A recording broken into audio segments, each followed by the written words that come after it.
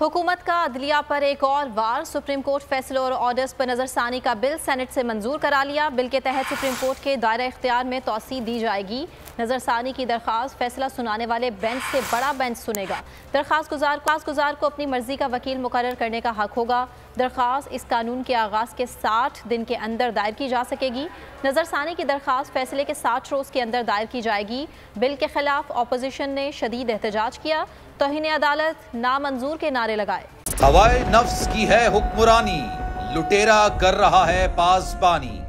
बोल न्यूज के marketing head आकाश राम ताहाल लापता, तफ्तीशी इदारे जवाब देने से कासिर। अहले खाना परेशान, बेटे की जुदाई में माँ गम से निढाल। जो बच्चों हिंदू पर आए थे जो को पाकिस्तानी, मुझे मेहरबानी करे पंहिंजो आकाश वापस कयो।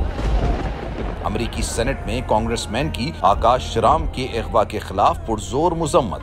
And I, of course, have been concerned about some of the terrible disappearances, some of the abuses of human rights in Pakistan.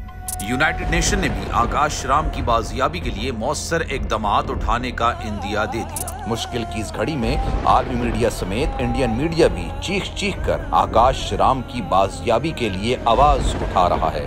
आलमी सहाफती तंजीम और इंसानी हुकूक की आलमी तंजीमों की भी आकाश राम के अगवा की मुजम्मत। उफ क्या जुल्म है, बोल इंसाफ का मुंतजिर।